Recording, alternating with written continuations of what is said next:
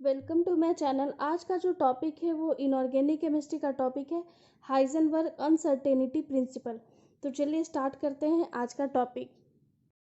तो यहाँ पे सबसे पहले स्टेटमेंट लिखा हुआ है, it is impossible to measure simultaneously the position and momentum of a small particle with absolute accuracy और certainty if an attempt is made to measure any one of these two quantities with greater accuracy the other becomes less accurate। इस तरीके से हम लोग समझ सकते हैं कि हाइजेनबर्ग जो थे वो बताएं कि स्मॉल पार्टिकल जो होता है, स्मॉल पार्टिकल लाइक इलेक्ट्रॉन, तो उस इलेक्ट्रॉन का पोजीशन एंड मोमेंटम दोनों एक साथ निकालना इम्पॉसिबल है। क्योंकि अगर हम लोग पोजीशन अगर एग्जैक्ट निकाल लेते हैं, एक्यूरेट निकाल लेते हैं, तो उसका जो मोमेंटम होगा वो एक्यूरेट नहीं होगा। अगर हम लोग मोमेंटम निकालना चाहेंगे तो पोजीशन उस स्मॉल पार्टिकल का एक्यूरेट नहीं होगा। तो इसी चीज़ को हाइजेनबर्ग ने बताया था कि ये इम्पॉसिबल है पोजीशन एंड मोमेंटम दोनों को एक साथ निकालना। तो इसी चीज़ को हम लोग हाइजेनबर्ग अनसर्टेनिटी प्रिंसिपल कहते हैं।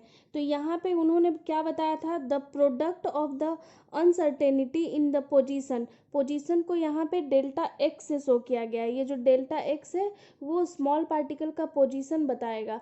And the uncertainty in momentum. Momentum क्या होता है, जैसा कि आपको पता है नॉर्मल जो मोमेंटम होता है वो मास इंटू वेलोसिटी होता है। तो यहाँ पे स्मॉल पार्टिकल के लिए हम लोग डेल्टा का यूज करेंगे, इसलिए delta P is equal to क्या हो जाएगा, एम इंटू डेल्टा वी।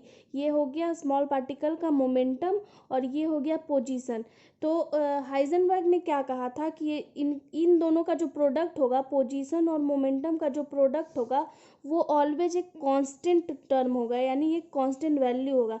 तो यहाँ पे एक्स के जगह पे हम लोग लिख सकते हैं पोजीशन है, एम इज इक्वल टू लिखा हुआ है मास ऑफ द पार्टिकल होगा, एंड डेल्टा वी जो यहाँ पे वी है वो अनसर्टेनिटी इन वेलोसिटी है, यानी सर्टेन वेलोसिटी नहीं है, फिक्स्ड वेलोसिटी नहीं है, इसलिए यहाँ पे डेल्टा वी का यूज किया गया है।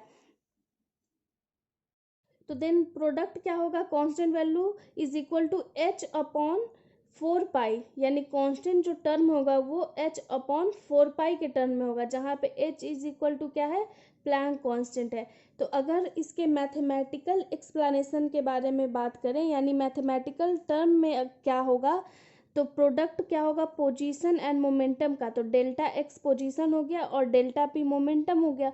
तो इन दोनों का जो प्रोडक्ट होगा वो एच अपॉन 4 पाई के वैल्यू इतना होगा, यानी ऑलवेज कांस्टेंट होगा। तो इसे हम लोग इक्वेशन नंबर 1 कंसिडर किए गए।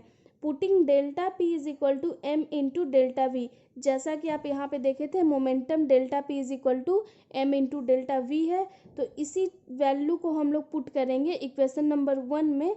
तो क्या प्राप्त होगा, delta X into delta P के जगह पे एम इंटू डेल्टा वी। तो इस तरीके से यहाँ लिखा हुआ है M into delta V is equal to H upon 4 pi.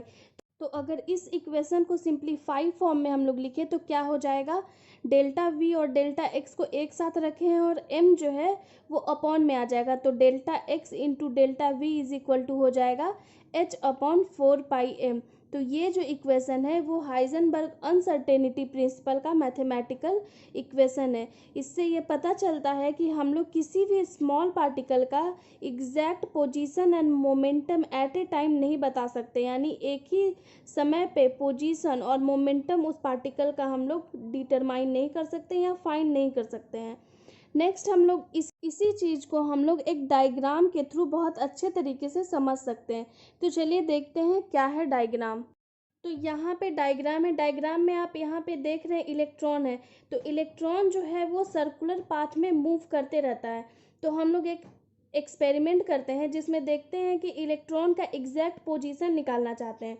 तो एग्जैक्ट पोजीशन निकालने के लिए हम लोग इस पर इंसिडेंट फोटोन करवाते हैं, यानी इंसिडेंट लाइट का फॉल करवाते हैं। तो जैसे ही इंसिडेंट लाइट का फॉल करवाएंगे तो कुछ जो फोटोन है वो रिफ्लेक्टेड होकर माइक्रोस्कोप में जाएगा ताकि इसका पोजीशन डिटरमाइन करे। लेकिन इसका जो पाथ था वो ओरिजिनल पाथ था, तो इसी पाथ में इसको चलना चाहिए था। लेकिन इंसिडेंट फोटोन के कारण क्या होता है, इसके वेलोसिटी में कुछ चेंजिंग आ जाता है, तो ये इस पाथ में मूव करने लगता है, यानी इसका जो वेलोसिटी है वो बदल जाता है, न्यू पाथ ये चला जाता है न्यू पाथ पे। तो इस तरीके से हम लोग कह सकते हैं कि पोजीशन तो पता चल गया, लेकिन इसका वेलोसिटी बदलने के कारण इसका जो मोमेंटम है वो चेंज हो जाएगा। क्यों? क्योंकि जैसा कि आपको पता है P इज इक्वल टू क्या होता है, मास इंटू वेलोसिटी। तो यहाँ पे जैसे ही वेलोसिटी चेंज होगा यानी मोमेंटम चेंज हो जाएगा।